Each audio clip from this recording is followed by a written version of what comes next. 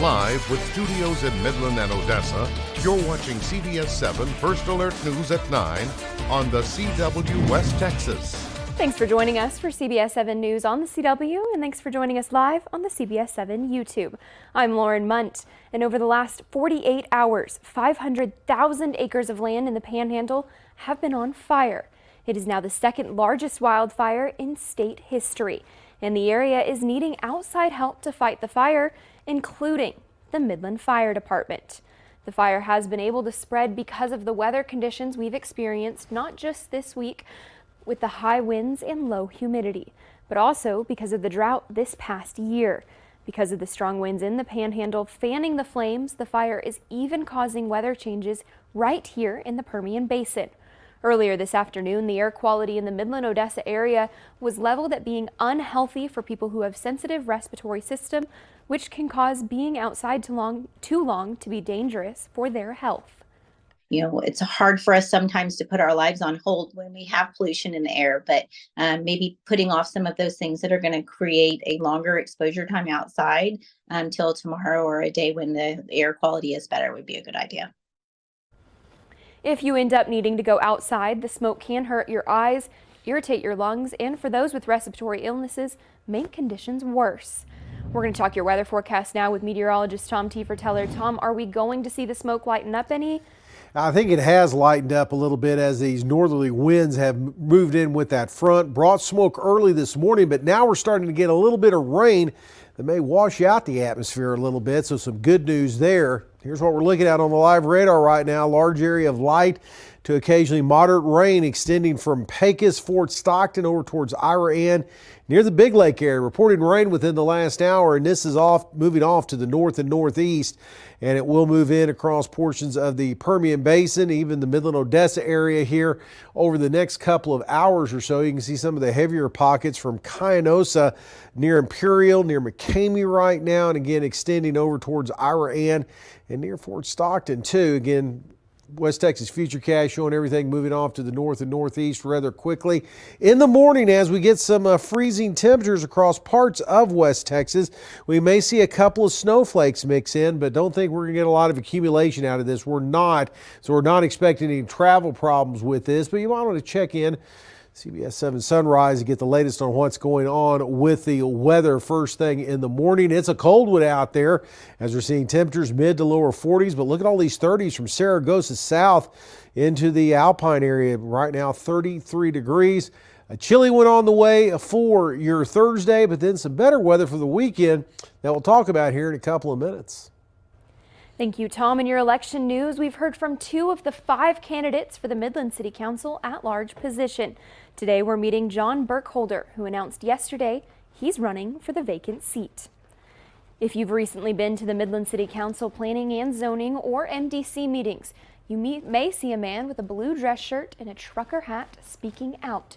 That man is John Burkholder, who recently found a love for being an advocate for the community and now aims for a higher seat. Burkholder says the Midland 101 program has helped him understand exactly how city government works and how other entities like the county, state, and federal entities can be a factor in decision making. I've had years and years of leadership experience and ran successful businesses for many years. I've also got myself involved with the city to understand a lot of these issues by working with city officials currently, with joining Midland 101 to understand how the city works, and currently serving on our planning and zoning board as well. This is his first time running for a local election, but Burkholder has been receiving guidance from former Midland Mayor Jerry Morales. Tomorrow we'll hear from another candidate for the vacant at-large seat.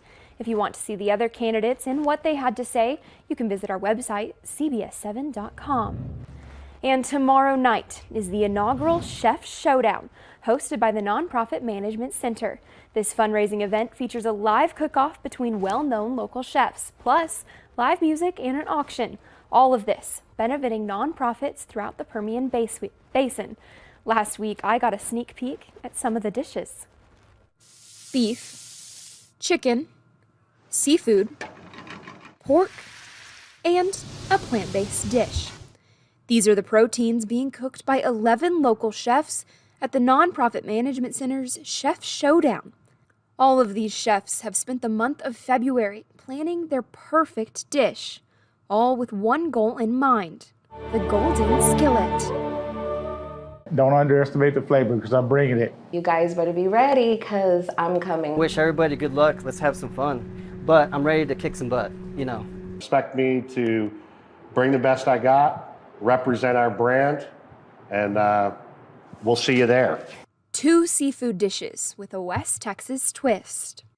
We use flavors that are non-traditional and traditional, but do it in a way that's approachable. And, you know, our food's fun. We kind of know our demographics out here in West Texas, and we want to satisfy the voters so we can win. A chicken calzone from the man who calls himself the pizza maker. We wanted to highlight stuff that we do here already. Like we make pizza, subs and salads. Other restaurants, they get all kinds of dishes, and we're like, let's just make something that's fun here. Yeah. So we just brought new life to chicken.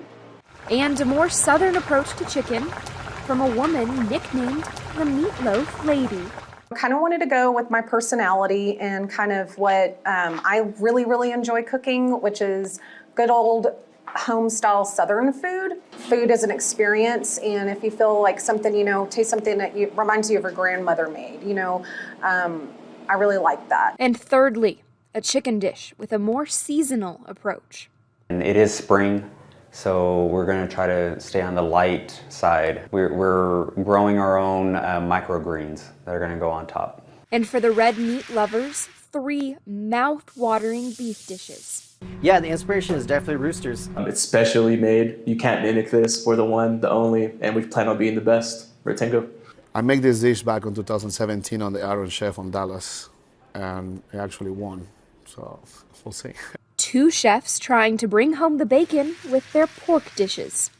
Well, inspiration behind the dish comes from Mom. I mean, our culture has always cooked using pork, and luckily I picked pork. And when I put that skillet, I was like, pork, and I thought, gosh, I know what I'm doing. I know what I'm doing. The heart of the woman that put this meal together for her people, and I just thought, man, I cook with love. That's something that people always say, like, your food is amazing, and you could tell you cook with your love and your heart. In one dish that's completely plant-based.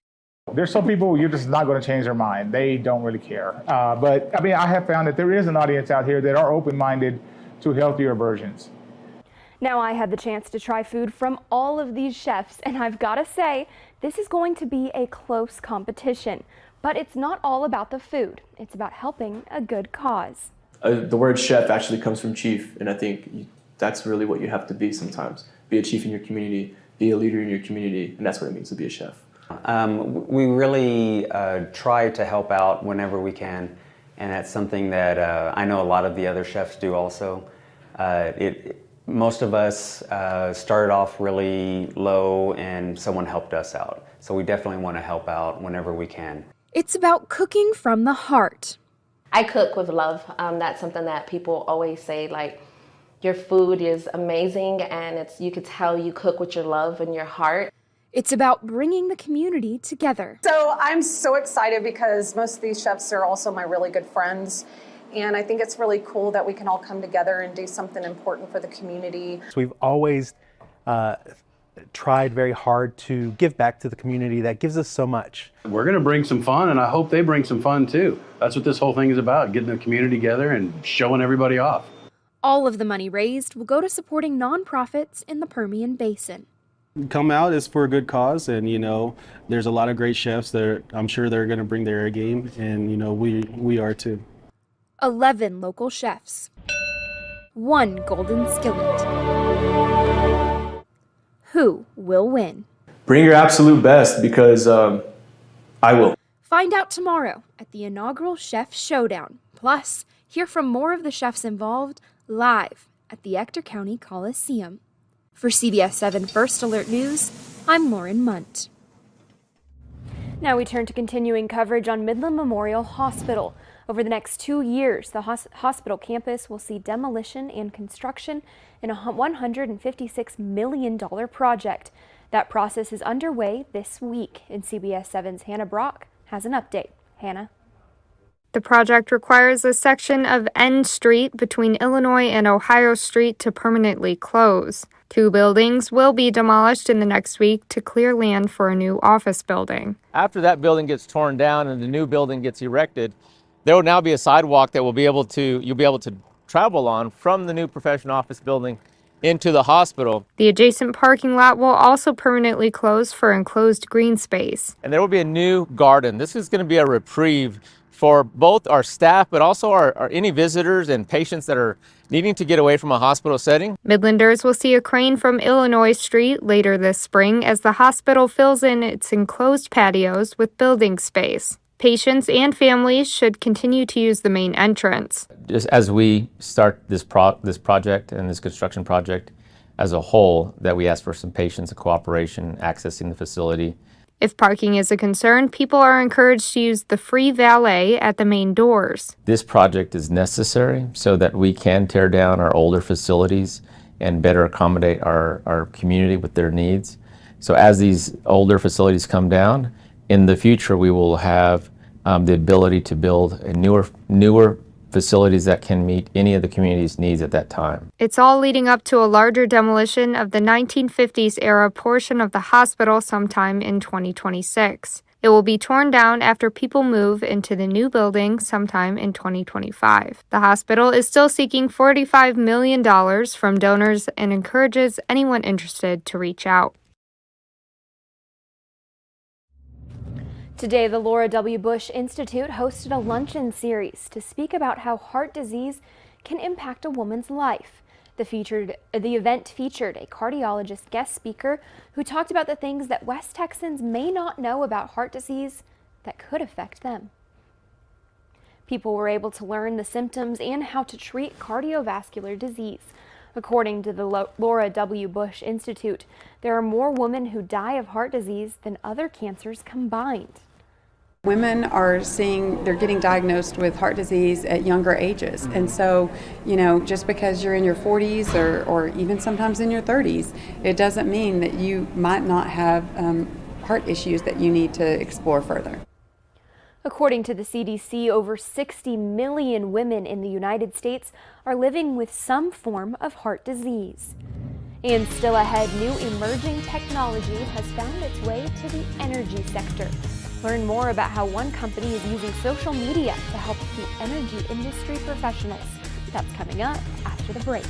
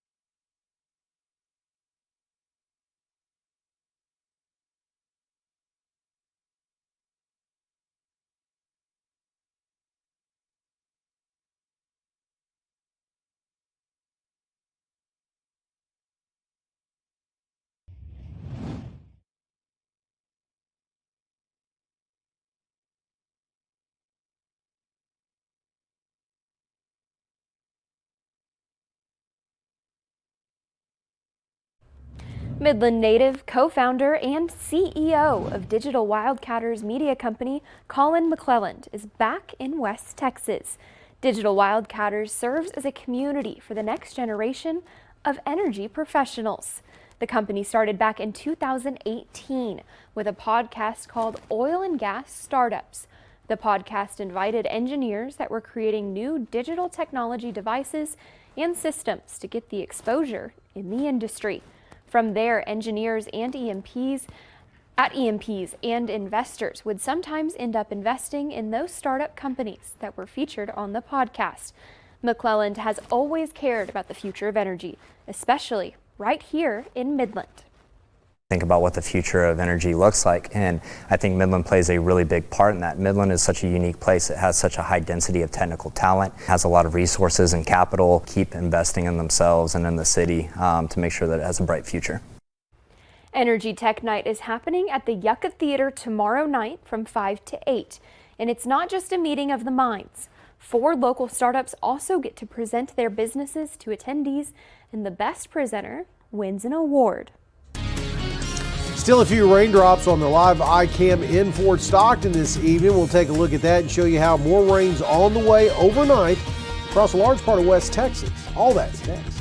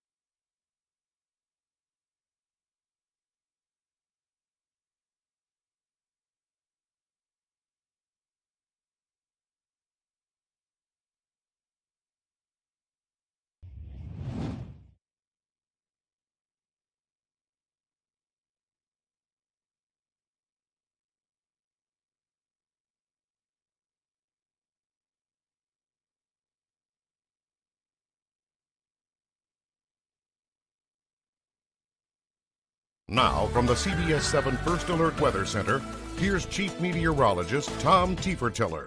Well, we've been showing you this live iCam all evening, and it does show a few raindrops showing up on our live iCam. This is in Fort Stockton right now, where it's been lightly raining for most of the afternoon.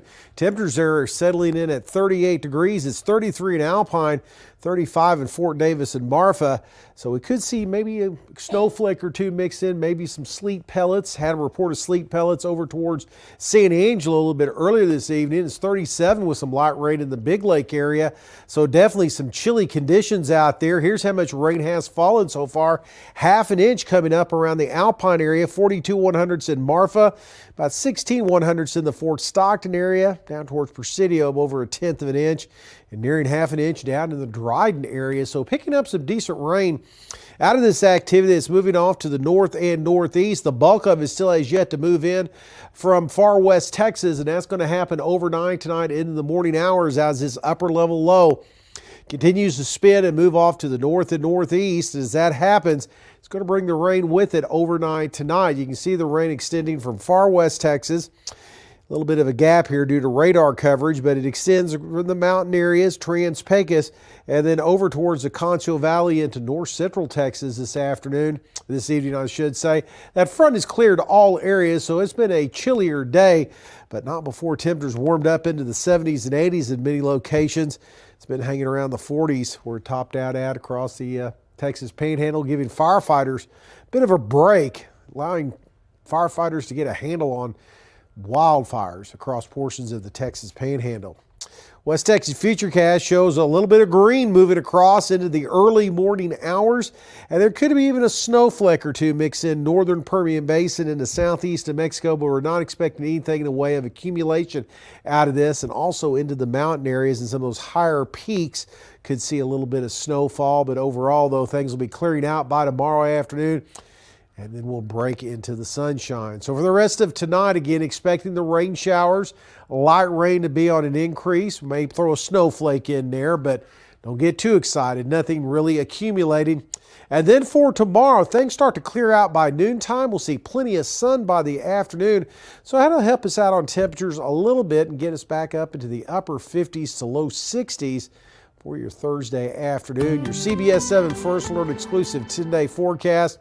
Better weather ahead as we're going to see more sunshine in the forecast Friday, Saturday, into Sunday. A good-looking weekend with temperatures back approaching 80 degrees. A hint of a cool down with another front on Monday. In between, a little bit of wind there Sunday afternoon, leading to higher fire danger concerns. So we'll keep an eye on that. But overall, though, temperatures running a little bit above where they should be this time of the year, starting this weekend into next week. Still ahead, Mitch McConnell is stepping down as the chamber's Republican leader. We've got more details on his decision next on CBS 7 News at 9.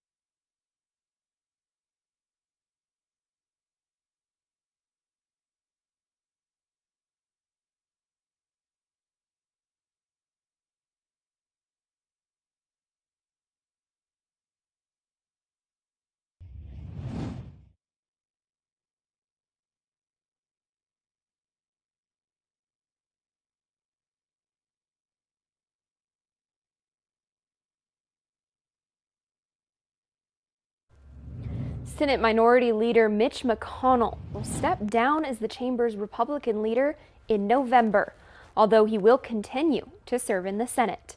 McConnell turned 82 last week, and the Kentucky Republican is the longest-serving party leader in the Senate from either party. McConnell announced his decision on the Senate floor today. I always imagined a moment when I had total clarity and peace about the sunset of my work. A moment when I'm certain I have helped preserve the ideals I so strongly believed. That day arrived today. McConnell added that his decision came following the tragic death of his wife Elaine's youngest sister, Angela, in a traffic accident this month. Still ahead, an endangered monkey was born in England. We take a look at the ray of sunshine and learn more about the species next on CBS 7 News at 9.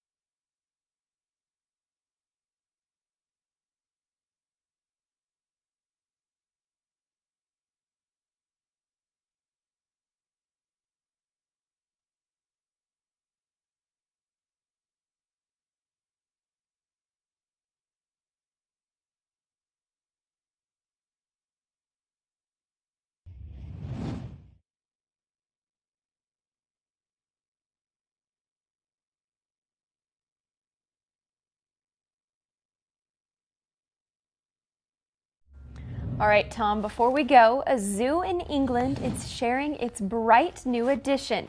It's an endangered Francois Langur, and it's a flame-colored monkey that was born last week. Look how cute!